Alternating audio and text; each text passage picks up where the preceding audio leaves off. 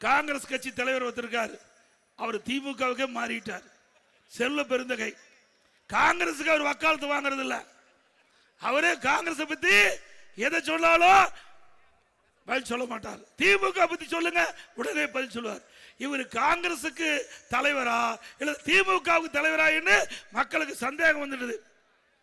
பெருந்தலைவர் காமராஜ் அவர்களை பற்றி இன்றைக்கு நாடாளுமன்ற இருக்கின்ற திருச்சி சிவா அவர்கள் ஒரு கொச்சையா பேசினார். எல்லாத்துக்குமே தெரியும்.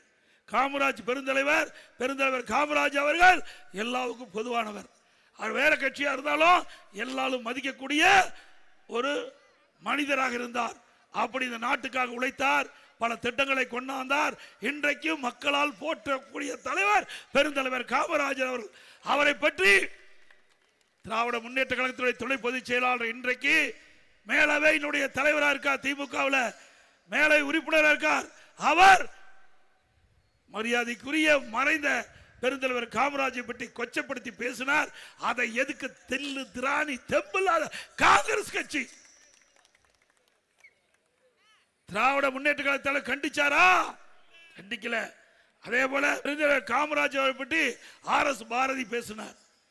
அவரை பற்றியும் முதலமைச்சர் கண்டிக்கல. ஆக காங்கிரஸ் கட்சி திமுக அடிமையாகிட்டது. காங்கிரஸ் கட்சி அடிமையாகிவிட்டது. அடிமை சாஸ்திரம் எழுதி கொடுத்துட்டாங்க. ஒரு வார்த்தை கூட சட்டமன்றத்தில் எதிர்த்து பேசுறது கிடையாது. நானும் என்னுடைய எதிர்கட்சி வரிசையில் அவையில் அமர்ந்திருக்கிறாங்க. ஆனா மக்களுடைய பிரச்சனையை காங்கிரஸ் கட்சி சேர்ந்தவர்கள் சட்டமன்றத்தில் பேசுறது கிடையாது. அப்புறம் எதுக்கு அவர் தேர்ந்தெடுக்கணும்?